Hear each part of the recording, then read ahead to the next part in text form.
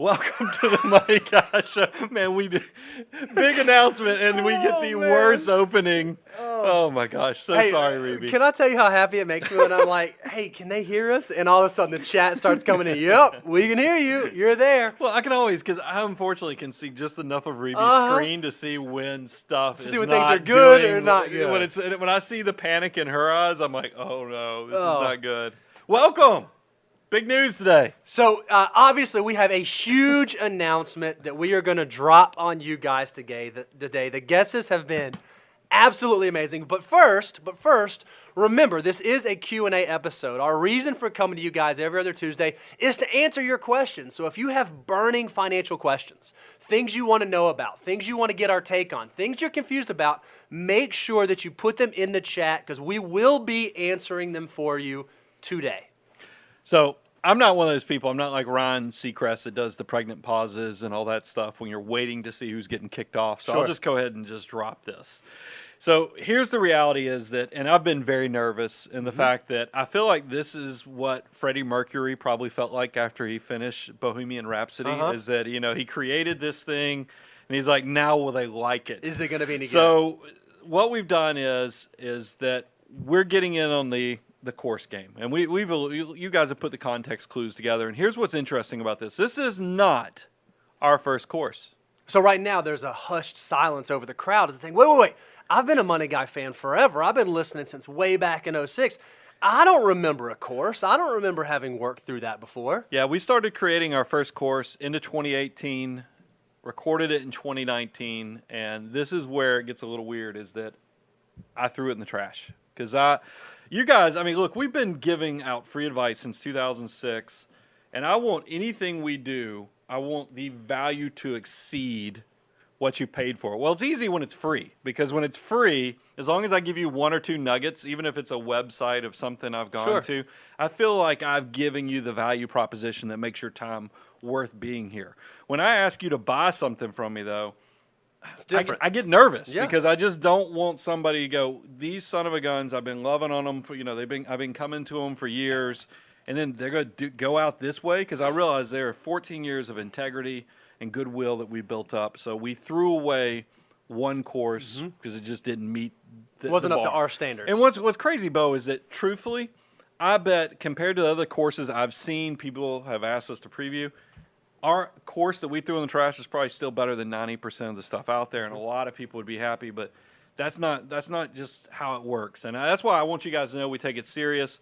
So, Bo, go ahead and kind of lay out what we've opened up. Yeah, so what we have done is we have actually created the FOO course, the Financial Order of Operations. If you want to know what the instruction manual for your finances should look like, where your next dollar should go, how you should go about building your army of dollar bills, the Money Guy Financial Order of Operations course is going to walk you through it step by step. Well, because everybody's like, you guys have been doing the Financial Order of Operations, the FOO course, or the FOO content since 2016. What's different about this? And here's what I would tell everybody. You can only do so much in 35 to 40 minutes. And we recognize, hey, if I'm going to speed up people's wealth, because here's the other part of it. This is, you know, like, why are they doing a course also is that I recognize we talk about the abundance cycle, whereas people, I give you free advice. I love on you so you can learn, apply, grow, and then one day you're going to reach a level of success that you'll take the relationship to the next level, and that's how we have clients all over the country we work with. That is the abundance cycle. I want to accelerate that. So I'm hoping is that if you can come in and I give you the worksheets, if I give you the actual step-by-step process, instead of this taking 5 years, 6 years for you to go through the abundance cycle, maybe I can accelerate this to 2 years, 3 years.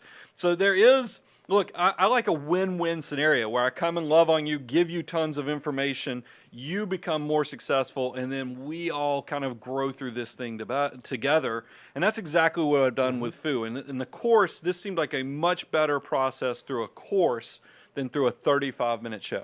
And so it wouldn't be true Money Guy fashion, though, unless we kind of gave you guys something to prime the pump. We wanted to give you something for free, and this is something that you guys have been asking for. You've written us emails, you've sent us comments on YouTube, you've reached out, you've said, hey guys, I'd love to have something that kind of walks me through what the steps of the FOO are. If I just want a quick analysis of what are the 9 financial order of operation steps? Where can you point me? Well, we are actually making available for you, as of today, a deliverable out on our website that walks through the 9 steps of the financial order of operation. So if you're curious what they are, you can go to moneyguy.com/resources and go download this for free today. If you've not checked out our resource page, you should start checking it out because we're putting worksheets, templates, things that you can use to help you take your finances to the next level. And this stuff is out there. We've known, and that's why I want people to have this free deliverable. Don't pay anything for this. Go grab it for free.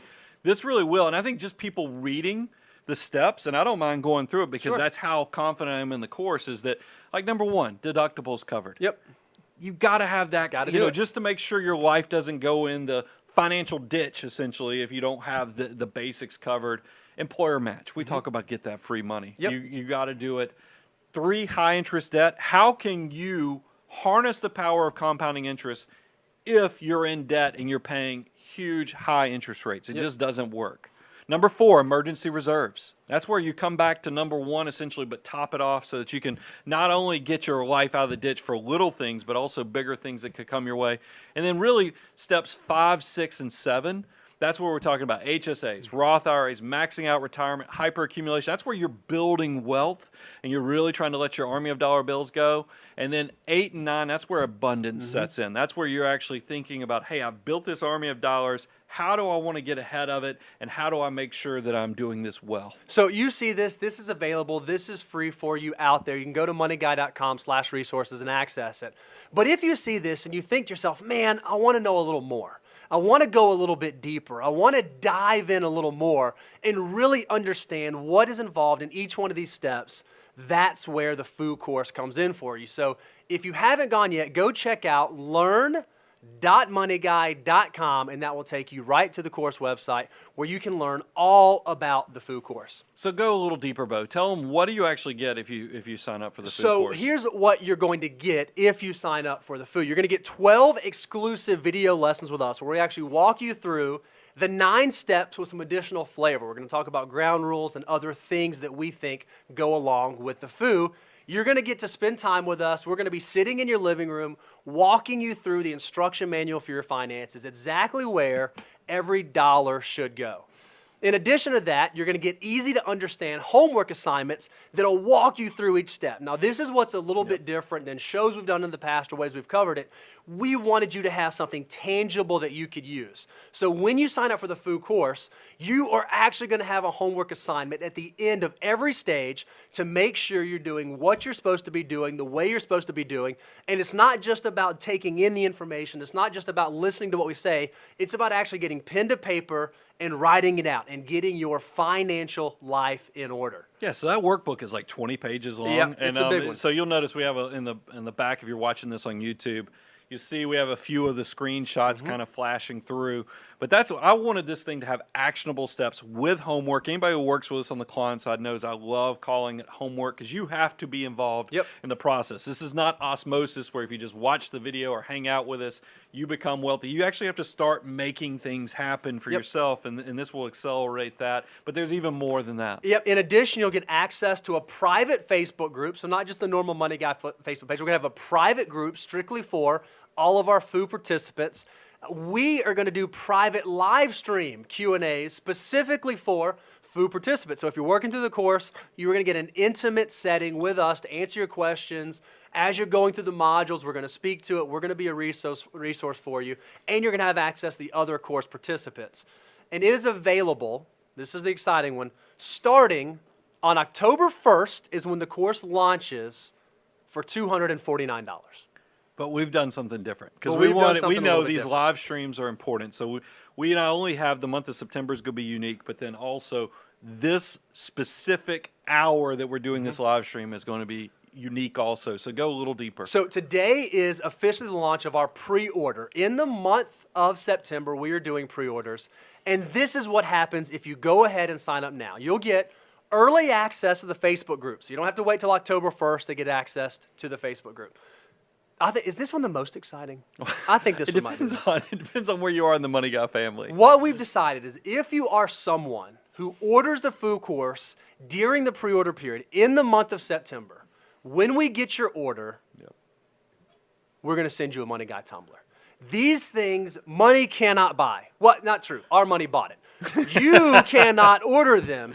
If you would like to have a Money Guy tumbler, sign up during the pre-order period, and you will get a Money Guy tumbler. But if that doesn't get you excited enough, we thought, how can we plus this up just a little bit more? If you sign up in September, we're going to give you the discounted price of $199. So if you pre-order, rather than paying the full $249 that happens on October 1st, you can get the course for $199. And then there's one more thing. But wait, there's more. How many times can you say, but wait, there's more in a show? These koozies, you know, and by the way, the backstory on these koozies, we were going to go speak at a college, you know, about financial planning, kind of a career fair, and COVID happened. So we have cases of these koozies now that we're supposed to go to college kids that if you sign up during the live stream today, we're actually going to give you the tumbler, plus we're going to give you one of these koozies that you see me use weekly when we do the live streams. You too can also have one of these. We're going to throw that in as well. So I'm going to say that again. If you order your food course, I don't know how long we're going to answer questions. Maybe 30 minutes, maybe 45 minutes. We're going to answer your questions. If we see that you ordered your pre-order during this live stream right now, in addition to the tumbler, you're also going to get the This $1 Beer Cost Me $88 koozie. Just a little extra perk for our Money Guy family. So that's it, guys. Like I said, we wanted value to exceed what you actually pay. So that was the criteria because we know what our time's worth. We know what your time is worth. So we put a pretty high bar on this. So I hope that all of our blood, sweat, tears, work, I mean, because this has been months in the making, years in the making. That you guys like it. So give us feedback, and this will be something, by the way, one more solid drop-in, because we know I hear Bo tell me who's in the room beforehand. We have clients, Money Guy clients that are in the room.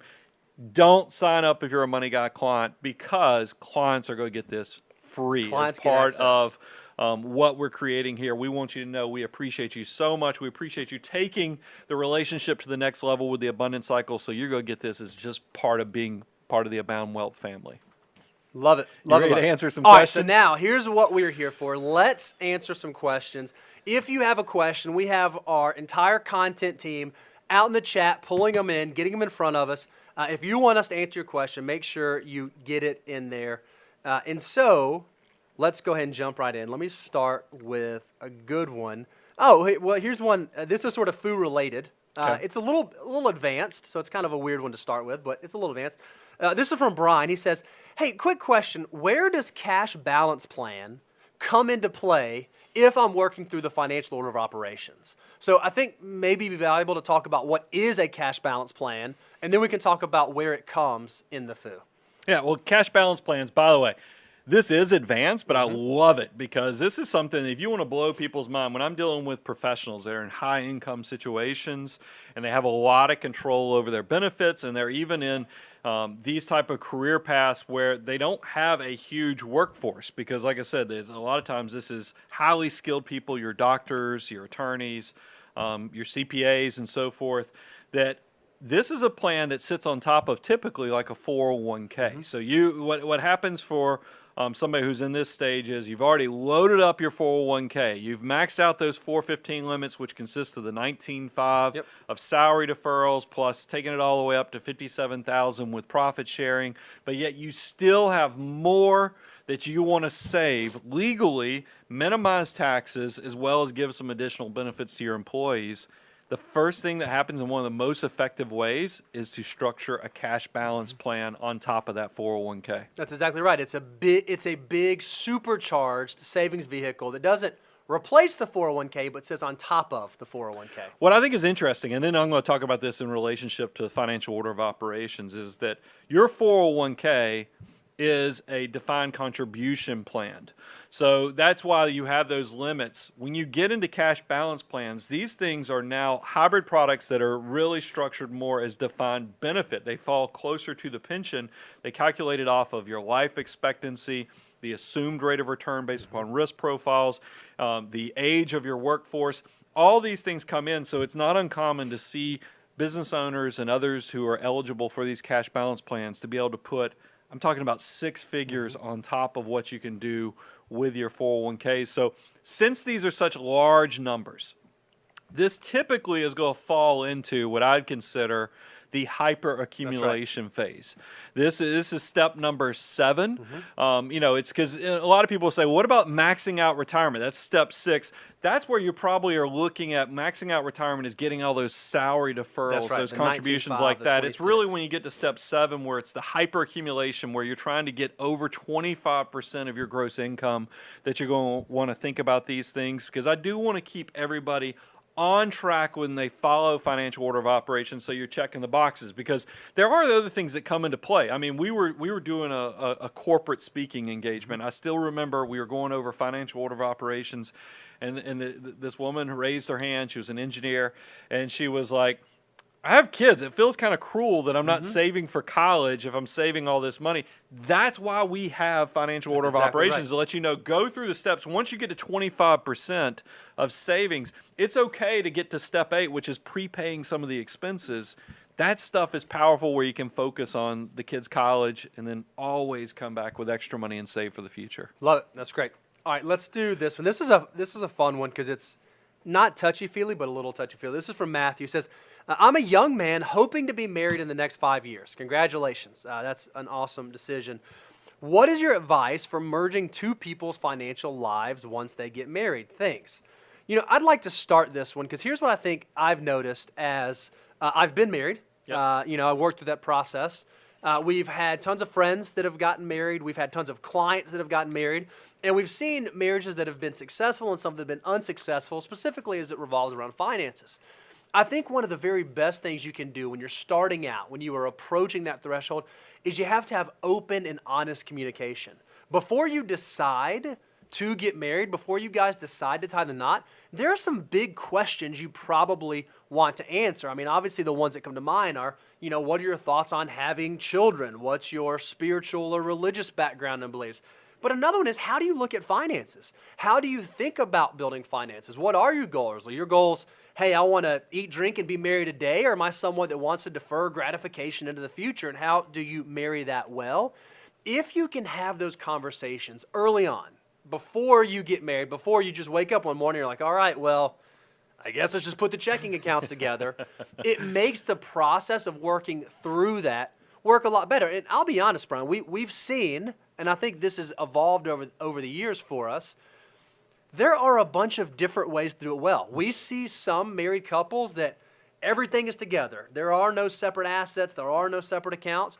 We see some that it's his accounts and her accounts, one spouse's account, second spouse's accounts. And then we see some hybrid where there's sort of a mix and a mingle, and then there's play account. There's not a one-size-fits-all correct approach, but what you do need to do is make sure you're on the same page with whatever approach that you do work into. I do have some best practices that Sure. I would be willing to share, and we've talked about doing even more. We've done some shows on this, and we do even more. Is I think first, I'm going to check the box that Bo was kind of alluding to, is that you do need to pay attention to, after you have that open communication of, are there any assets that come from a special source? And I'm talking about premarital assets like inheritance, you own a business or something. This is all stuff that came into before the marriage. Well, that stuff has special legal protection. And, you probably do want to be careful, because I still remember a conversation I had years ago where had a person we were working with, had an adult child that was getting married. And I never forget, successful son-in-law coming into the marriage, and he was so ticked off that he wasn't put on the daughter's investment account. He was like, why am I not getting put on the investment account? I'm like, because this was money that the father had set up years ago. You don't need to be on this investment account. This is protected under a marital side. Now, with that said, let me tell you what I think actually what is the healthy part. All of your wage income should probably flow into a joint account. All the money you make should come into a joint account. Because there's multiple reasons for this. I do think when you go into marriage, you are now two becoming one. Sure. It doesn't make sense for you to have, and I know this is going to upset some people, for you to have your income come in this account, their income to come in this account, and then y'all kind of figure out how, you pay the mortgage, they pay the utilities. That seems, and I've dealt with, and I'm probably going to break some eggs here with some people I know, but I hate when I see couples where there is an ownership feeling around some of those assets. You're also kind of courting off things you want to protect, and I don't think that's healthy long term in a relationship. I want every dollar I make to go into this joint account, so my wife feels like this is ours. She has just as much access to it, because then you get into this weird situation where maybe one spouse doesn't make as much as the other spouse. I never want that spouse to feel like they don't have access to things too. So I'm a huge proponent of joint checking accounts where all the income comes out of that clearing account, but I am willing to give a lot of respect to the structure of assets as they come into the marriage, just because, look, those assets, and this is what I told that son-in-law when he came into the marriage. I was like, look, those are your assets. Just stay married. And then I'm sure you'll have all the benefits. That money will be used for down payments and everything else that's going into your life. Just stay married, and it's your money too. But you ever separate, and I'm going to make sure that father that's been a client for a long time doesn't come and hunt me down because he got bad advice here. So just pay attention, respect that, but then make sure you guys are working off the same sheet music. I'm going to throw one other thought out there, because this goes in the line of open communication and transparency. Let's assume that you're a young guy, and let's assume that you have it all figured out in terms of how finances work. Like, because, I don't know, maybe you're a young financial advisor, and you decide, I'm going to get married, and I'm going to teach my wife all these wonderful things about spending this sounds biopic. And saving. Is this a biopic story? I'm going to tell her, hey, our miscellaneous budget for things is going to be $40 where we check in with one another. Make sure that when you go in these conversations, you're willing to listen and to learn and to be open. My first year of marriage was incredibly educational, and I think I learned more in it about how a couple manages finances than my wife, who's the non-financial person. So make sure when you go into it, you don't just assume, I have it figured out, I'm going to impose my will upon my spouse. It needs to be sort of equal footing in terms of the conversation. If you need homework, go check out our 2012 as well as 2013 marriage shows. You will hear a much younger Bo, I'll call it pre-wisdom on marriage, where he got to share what he thought, and I can't remember if it was 15 or 25 bucks, whatever. It was 40. It was 40 bucks, because we had a question. I had essentially, it was kind of, call it the honeymoon game or whatever, where I said, what is the threshold you'll have to ask your spouse to get permission? Because every couple should have a threshold that for these purchases you need to go talk to each other, because it's a joint. Your number was $40, and I still remember telling you, Bo, her shampoo will cost more than your threshold, and he came back a year later with a lot of knowledge. My Suave shampoo only cost me like $1. I was like, yeah, maybe she's going to go buy 40 bottles of shampoo. Wisdom. You know where wisdom comes from. Experience. It was an educational time. That was a great question. Best of luck, because it's a wonderful journey to go on if you approach it the right way. All right, let's answer another question. This is from Stephanie. She says, all right, Roth within a 401k doesn't have a cap, right? We'll speak to that in a second. If my husband has a Roth 401k, can I also contribute to a Roth? Oh, by the way, I'm a homeschool mom. I don't have any income. So a few things. Is there a cap on Roth 401k contributions, or maybe is there a limit to who can contribute to them? If the husband puts money in the Roth 401k, can the non-working stay-at-home spouse put money into a Roth IRA? And for that matter, can the husband put money into a Roth IRA? So I'm going to let you clean up if I don't get all the answers here, because I'll let you. I asked you like 6 questions. I didn't plan on you stacked them, and in my older brain, I only can focus on 2 or 3 things. It's a sports car. Things at a time. But here's the thing. When you say limit, I will say there's 2 different limits that you need to take into account. There's first contribution limits, or salary deferrals on your Roth 401k. And you can put in, if you're under 50, it's $19,500. If you are 50 and over, it actually goes all the way up to $26,000, because there's a $6,500 catch-up contribution in 2020. So that has 0 income caps. You can make $1 million a year, still contribute to a Roth 401k. And by the way, here's another cool thing. You can contribute as long as you're below the income limits of a Roth IRA, which is, Bo, do you have that in front of you? It's for a married couple, it's around 100s. 200, yeah. It's like 190 something to 200 and something. There's a phase out there. Typically, I have a handy-dandy money guy worksheet that tells us all the numbers so we look really smart. But as long as you are below that threshold of household income, you actually can contribute both to a Roth 401k and a Roth IRA. And guess what? If you're doing the homeschooling for the kids, you also can do your Roth IRA as long as the household income is below those thresholds. You can actually borrow off of the earned income, or you count their earned income towards your earned income. So you essentially have three opportunities there. You have the Roth 401k, load up the husband's Roth IRA, and then load up your Roth IRA. Lots of tax-free growth opportunities there. So I'm just going to reiterate a few things. That even if I make $1 million a year, I can still put 19.5 into a Roth 401k. Right. Assuming my income is below the threshold, it's around $200,000 for a married couple. Not only could I do the $19,500 for my Roth 401k, but then both me and my spouse can max out our Roth IRAs at $6,000 each. Yeah, and I want to clarify, because now if the husband has a high-paying job and then she's doing the homeschooling with the kids, you have to look at the household income. Sure. It's not like you get to say, well, he makes $300, I make nothing, so I get to do the Roth because I'm below. No, it's tax return income. It's your tax return income, so pay attention to that. Great, love it. Stephanie, great question. All right, this one, let's give Facebook some love. This one is from Kyle. Ooh, yeah, I like this one. All right. Would you recommend paying cash, or does 20% still make sense? He didn't give me any context. I'm assuming he's talking about buying a house. Seemed like a safe assumption. Would you recommend paying cash, or does 20% still make sense? And then this is the interesting one that I think that we'll speak about. I anticipate having a pretty big inheritance, but don't want to think about that too much. Yeah. So saying, if I have the means, should I pay cash for my house, or should I put 20% down? He didn't ask this, or should I put less down? And then if I'm someone who potentially might have an inheritance from family, how do I factor that into my financial plan? Man, there's a lot of meat on that. I like that. I love this because I'm just going to start throwing it out there. Sure. And once again, I'll you get to keep you in clean the it up. lines.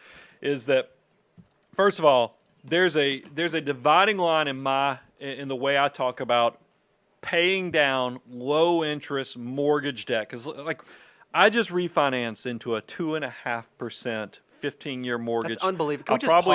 I'll probably have it paid off. Can we just pause for a second that you're able to borrow money on a home for 2.5%? It's the refinancing. This is once in a lifetime opportunity. Last year, cash accounts were paying like 2.5%. That's unbelievable. Sorry, keep going. So if you're under 45 or 45 and under, I'm willing to put the line right there. I think that compounding interest is very valuable for you. Way more valuable than the 2.5% interest that you're paying on your low interest mortgage. Now, once you're over 45, and you and I have I'll let you jump in and beat on this a little bit. I do think that you can shift, because you're going to get to a level of success that you want to simplify your life, and one of the easiest ways to do it is to completely be debt free. Also, we know compounding interest is kind of been muted a little bit, so you're not, the opportunity cost of every dollar from your army of dollar bills is not as bad. So that's the first threshold. So I would tell you, if you're somebody who maybe you have a family gift, or you have the money to put down 20% on a house, I'm not going to tell you don't put down 20%, because I think that is actually a great amount of money to put down on a house, because you avoid PMI, you get the best interest rates. So that's a healthy thing if he has enough money to put down 20%. Now, I give a lot of latitude, because I know there's a lot of up-and-comers, just like I was and you were. I didn't have 20% when I was in my 20s and 30s when you're buying that first house. I only put down, and we went and asked everybody in the firm, and we only had one. Carter. Who actually, and I give credit, because, Carter's a squirrel. He's one of our principals here at the firm. If you work with Carter, you know how good he is with money. And truthfully, we have Eric now, too. I haven't asked him. So it's one of those things where that might need to amend that. But we only had one in the firm that put down a true 20%, because most of us, when we're up and coming, we don't come from money. You just need to get on the bus. You're just trying to get on this home ownership train so you can let the home start appreciating. So you might only put down 3%, 5%. I get it. But if you have the money, put it down, put the 20%, but then promise yourself you're not going to prepay that low interest mortgage until you've exceeded on the financial order of operations. You've made it all the way through steps 1 through 8. It is step number 9, meaning you've made it past hyper accumulation. You're saving 25% for the future. You've already put some money towards the kids' college. Now you're at step 9 of financial order of operations. Yes, go ahead and prepay that low interest mortgage at that point. Yeah, I'm just going to throw out something for free for you guys. Remember, if you pre-order our course during this live stream while we're answering questions, you're going to get one of these koozies for free. I'm answering the question. Solid drop. No, listen. This is going to tie in. What this koozie says is this $1 beer cost me $88. Well, that's true for a 20-year-old. It's this whole 88 times over concept. Well, if you're a 40-year-old drinking this beer, we know that your wealth multiplier drops. So your koozie would actually probably say something like, this $1 beer cost me $7. So I guess it's a craft brew. What's really, really interesting is if you are that 45-year-old and you say, I just want to know what my wealth multiplier is. I want to know where my number is. We actually have a free resource available for you. Go out to moneyguy.com/resources, download our wealth multiplier. What that will show you is every dollar you deploy, how many times it can turn over between now and the time you turn 65. So if you're thinking, oh man, do I want to, if I'm 40, do I want to prepay that mortgage? Well, I could take that $1 and satisfy 2.5% interest, or I could take that $1 and turn it into 7 by the time that I turn 65. If you want to know where you are at your specific age, go download our Money Guy Wealth Multiplier at moneyguy.com/resources and order the course. You get a koozie right now. Now, let's answer the one last part of this. So this is the second question, Okay. right? How should we think about, if we're someone who we're going to get a big inheritance, how should we think about the decisions we're making today from a personal financial standpoint? Should we allow the fact that we're assuming a big inheritance cause us to make decisions today that we might make differently?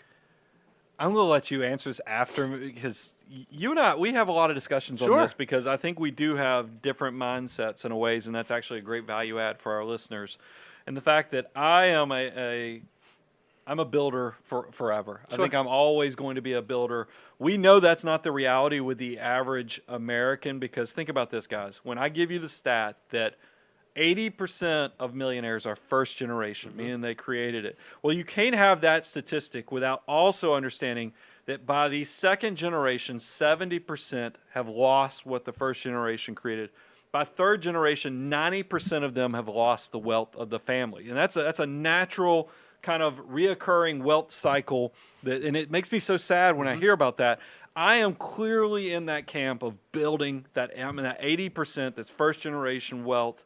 And I always feel this desire. I've got to grow. I've got to build. I want everything in my army of dollar bills to feel like it has a purpose, that has a reason. That's why we even came up with financial order of operations. Yep.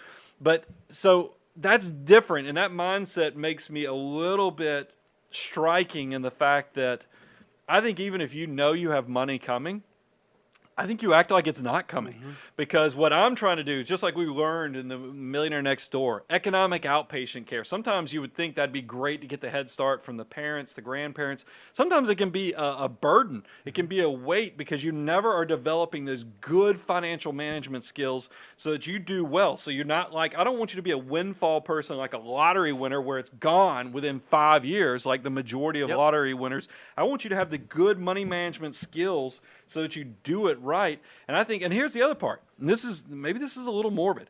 I know people, and not that you're cheering for your wealthy relatives to pass away, but you're definitely building that into your plan. You're building that into your plan. That's weird, because we want our family to live to be 125 years old, and you're going to be okay no matter what happens to them. So I think you can know it's out there, and I'll be curious to hear what you add to this. But do not build it into your plan, because that's not your money to go ahead. You can't go and brand it or put an earmark on that, because that's not your money yet. No, Brian, I actually agree with everything that you just said. Believe You're it or going to not. go a little different. No. I actually do agree. So I'm thinking about a movie. Now, I don't know if this movie's aged well, and it's been a while since I've seen it, so you got to tell me. But there was a movie with Chevy Chase called Vegas Vacation. You guys heard of it? I mean, not Vegas Vacation, Christmas Vacation. Christmas Vacation. And I feel like the premise of the movie was the main character, the protagonist, was getting a big bonus Build at a swimming the end of pool the in year. the backyard. And he was going to Clark build Griswold. Clark Griswold was going to get, and so he was already spending that money. Like he didn't get the bonus yet. He already signed up for Got the swimming Jelly pool, of the Month Club. Did all that stuff, right?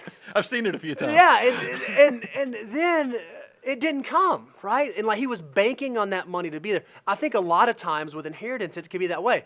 Okay, so one, you're assuming that there will be an inheritance there, but what if something happens and the wealthy relatives have to spend that money on what if you expected an age 75 mortality and they actually make it to 95? I just think that you don't ever want to spend money that's not actually there, and that's kind of the way that an inheritance is anyways. It's one thing if you have a backstop, you can make some decisions if you know that you have wealthy family members, but banking on an inheritance and allowing you to subsidize today's life because you're going to have some future windfall, I think that's a dangerous, dangerous game that can get you into a lot of trouble and will make you that statistic that burns through it in the first or second generation. Well, also, I mean, I am now getting to that stage where every year when I do the annual net worth statement, it amazes me to see what just the army of dollar bills create without me actually contributing anymore. I mean, I'm still contributing, but it's just interesting to see the growth.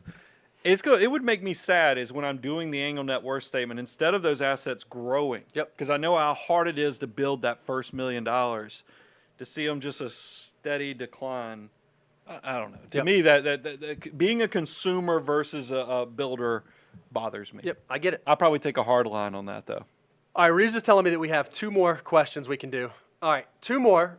Remember, so let me remind you what that means. You have 2 more questions. I feel like this is a telethon. I do feel like a telethon. I don't even like it. I don't even want to finish my sentence now. I was over here, I'm like, ooh. Hey, Okay. if you want a koozie, though, pre-order the course during this live stream in the next 2 Gosh, it does sound like now I can't unhear myself doing a telethon. Let's answer some more questions. All right, so Keep giving it away. are the last 2 questions. All right, so the first one is from Nicole, and she says, hey, what about getting your small children's finances started? I know of 529, but can we do more? So I want to say one thing, and then I want to ask you 3 questions, and I'll let you run. First thing, before we think about getting our kids' finances started, we have to make sure we respect the FOO. We have to make sure we're working through the correct financial order of operations, and we're not prioritizing getting our kids' finances in order before our finances. There's a lot of steps. There's 7 steps before you get to there. saving for college. Keep going. So let's assume that you are now at that step. And this says, what about getting their finances started? Now, she didn't specifically say college. She just said, what about getting it started? But she noted a 529. In my mind, there are really 3 good ways to go if you want to build assets for kids. And I think this is great because I think that you have done all of them. Yes. There's 529s, which we'll talk a little bit about. There's UTMAs, and then there's the big, exciting, fun one, the custodial Roth IRA. Exactly. It's man, we share a brain. It's right we here. Really, It's we right here. really do. So I'll give a little color on this in the fact that I do remember this is step number 8 of the non-financial order of operations. Is you got to make sure you have your retirement taken care of and a plan in place so that your retirement is not living in the kid's basement after you've invested so much in them. Because, by the way, New York Times, I've been saying that for years, actually ran an article this year that showed, I'm like, holy cow, what I have been warning people really does occur. So don't fall into that situation. So make sure you have steps 1 through 7 completely knocked out before you jump into 8 with the prepaid expenses. So here's the thing. I do think probably your first step when you do get to that appropriate level of financial order of operations is probably the 529, because here's what's great about the 529s. These things have expanded. They've grown. Every time new legislation comes out that touches upon 529s, it's usually better, more flexibility, because these things started out originally as college savings accounts. Then they expanded to where you could do trade schools and all kind of other things as well. And then guess what happened? They've opened them up to now you can use them for K through 12 private school. You can also ABLE accounts. By the way, if you find out, just like I have found out, I have a special needs child that I started from the day they were born. I started a 529. You can move those college assets if you don't think there's ever going to be a need for college into that ABLE account and make use of that. That is incredible. So that's going to be the first thing. 529s, check that box. All right, I'm going to add 2 things to that real quick. You can open a 529 with any state. So just because you happen to live in New Mexico doesn't mean that you have to do a New Mexico 529. You can actually shop around the entire country to find really good low-cost plan. But some state plans have specific tax incentives Yep. if you put contributions Good in there. point. So make sure you understand what's available in your state, whether you should take advantage of it, or should you look elsewhere. Keep going. Great point. And then second stop on the kids savings is that's the UGMA, the UTMA, depending upon which state you live in. But these are the custodial accounts. And here's what I have these for my daughters, and because here's what I was thinking. I was thinking, hey, the kids are they're girls that are probably going to have weddings, and I know how my wife is, and I know how I think weddings are a big waste.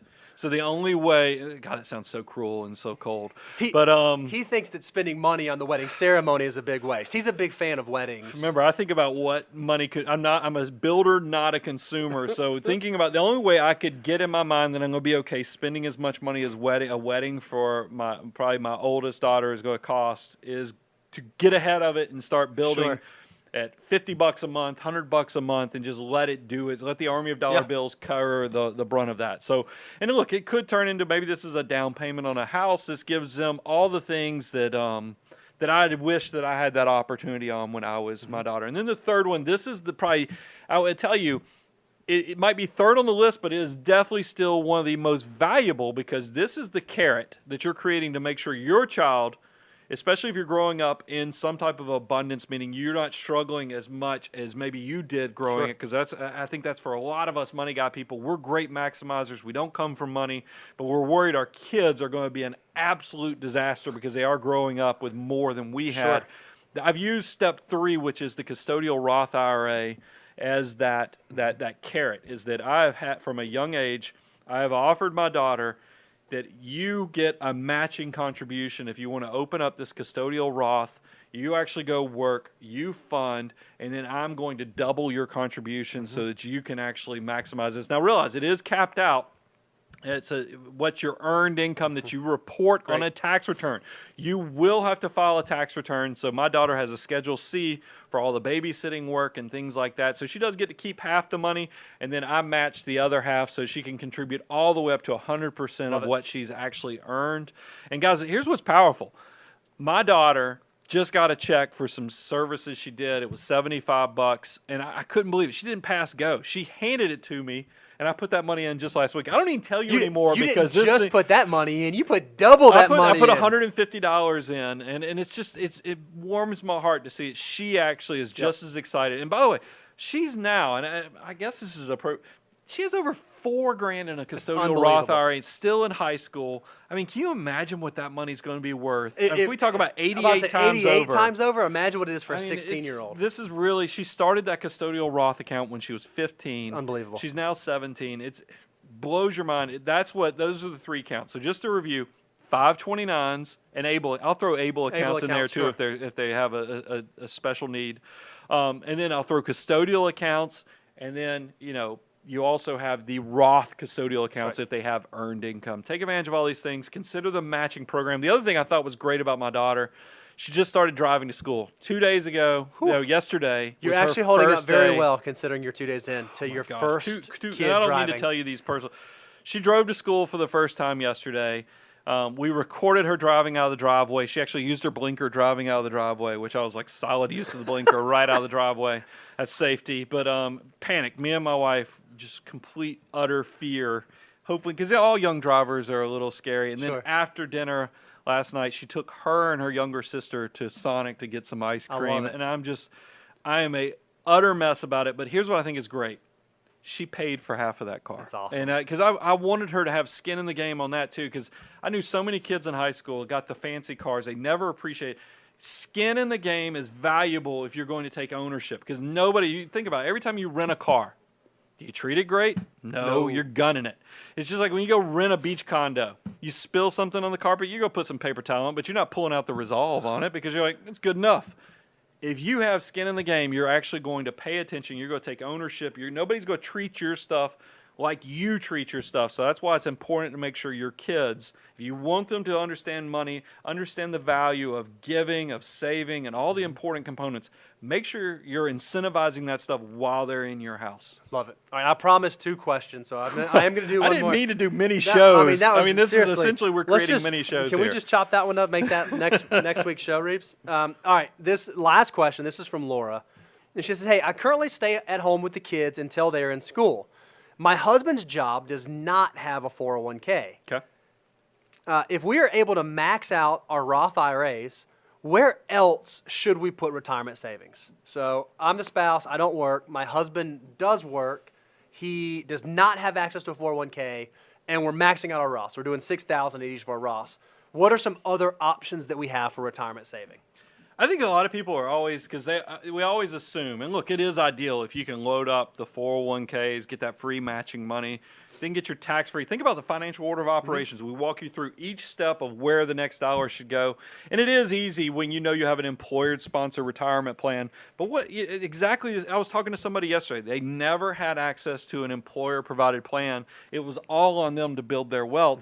And they did do that. They hit the IRAs, which are like Roth IRAs, traditional IRAs, those type of things. Because, by the way, I don't know that you want to do this over a Roth, but when you don't have an employer-provided plan, you have you can do a traditional IRA and actually take a tax deduction. I don't know that that's worth it, though, when you have access to a Roth and that tax-free growth. When we talk about compounding interest in your army of dollar bills, the Roth typically comes out ahead, especially if you're younger. So consider that. But here's the next thing. Your individual and joint brokerage account that you can set up with a low-cost provider like a Vanguard, a Fidelity, Charles Schwab, those type of things, and then you can dollar cost average every month, have money come out, and then dollar cost average into like an index target retirement fund. That is also, even though it's not in a retirement called by the government in their legislation or the tax law, it still can be earmarked by you as this is financial independence and retirement money. The cool little side note is that it also can be opportunity money just in case you needed liquidity or just in case that deal of a lifetime to buy into something, some real estate or a business comes available. It's much easier to get access to that brokerage account than it is to go get access to your retirement assets. The only thing I'd add to that is your question said my husband's job does not have a 401k. You didn't mention how he gets paid. So I'm assuming he's probably a W-2 employee. But if he's not, maybe his job, he's a 1099 contractor. Maybe he's a small business owner and he just doesn't have one. If you are a sole proprietor independent contractor, two great mechanisms you can use for retirement savings are a SEP IRA, where you can put in money on a pre-tax basis, or even a solo 401k, where you can open up your very own 401k if you happen to be the business owner, if you happen to be the one who's getting the income coming your way. But if it's just a W-2 and they don't have access to 401k, one, ask HR, say, hey, let's do a 401k. They are super, super low cost, and there are some really good investments, and it'll be good for everybody to do it. Including the employer, by the way. Great. If you have a successful company and they don't have a retirement plan, I'm always like, who's giving advice to that business owner? Because should know. The best legal way to hide money, and I notice I use the word legal, the best legal way to hide money is through retirement plans, typically employer retirement plans. We just answered a question earlier in this episode. The progression of success is you typically do, you start off with your SEP IRAs. Look, I've gone through all these. You start off with the SEP IRA because you can go back in time, lower your tax bill. Then when you can start doing a few more, it used to be simple IRAs. I think we've skipped the simple IRA stage now. They're less and less common. Because in the past, you did simple IRAs because 401ks were so expensive because you had 5,500 filing requirements, tax forms. Then they passed laws that allow you to do solo 401ks, super low cost, super cheap. So you can go SEP IRA, solo 401k, and then as your company has more success and you start adding employees, do a traditional 401k, a safe harbor type 401k so you don't have any testing. And then once you load those up, then you can add cash balance plans and other cool sweeteners. There's a progression there. If your husband works for a successful company, they might need somebody to be in their corner kind of walking them through all that type of stuff that will really kick it up a notch for them. Laura, that was a great question. Thank you guys so much for letting us answer your questions. If you weren't here at the beginning of the show and you're just tuning in, today is the official launch of our pre-launch period for the Money Guy Show Financial Order of Operations course. We want to be the tool that you are able to use to take your finances to the next level. So if you want to have an instruction manual for where your next dollar should go, for how you should build your army of dollar bills, then go to learn.moneyguy.com and sign up today for the Money Guy Financial Order of Operations course. So here's just to kind of close it out. If you buy pre-order, there's several key benefits. You get it for $199 versus $249, right. which will be the price once it goes live on October 1st. You also get the Money Guy elusive tumbler, completely. You know, it's no paying extra. You're getting a discount plus the tumbler. And if you do this, I know we said it's the end of the show. We're going to cut this off. Actually, I'm going to say we're going to keep it open until we hit the mark right at the hour. So at the top of the hour, so a little less than 9 or 10 minutes. my watch is being fixed. Well, I mean, here's the thing.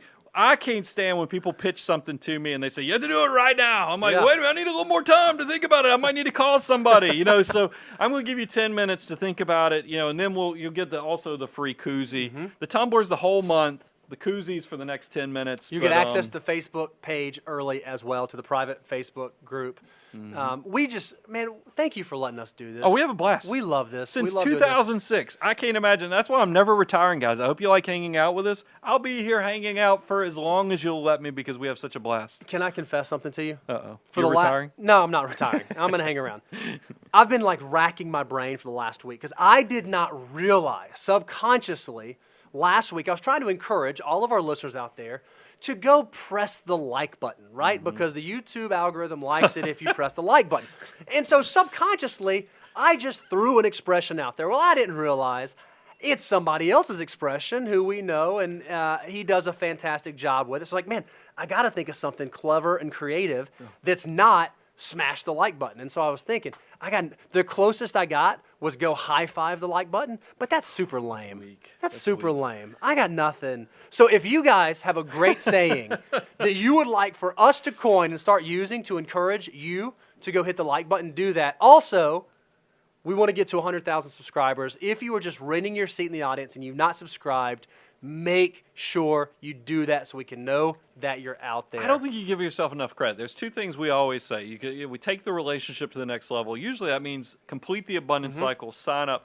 Take the relationship to the next level on YouTube by subscribing. Or you even say quit renting your seat. That's it. Quit renting your. So you do have some creative things. You're not giving yourself enough credit. Yeah, but man, I just didn't realize that I totally stole that guy's thing. Now we're 2 minutes past the hour. We'll continue the deal because I do want to give you an extra 10 minutes in case you got to call that special significant other. Like my wife is the boss of a lot of the financial stuff.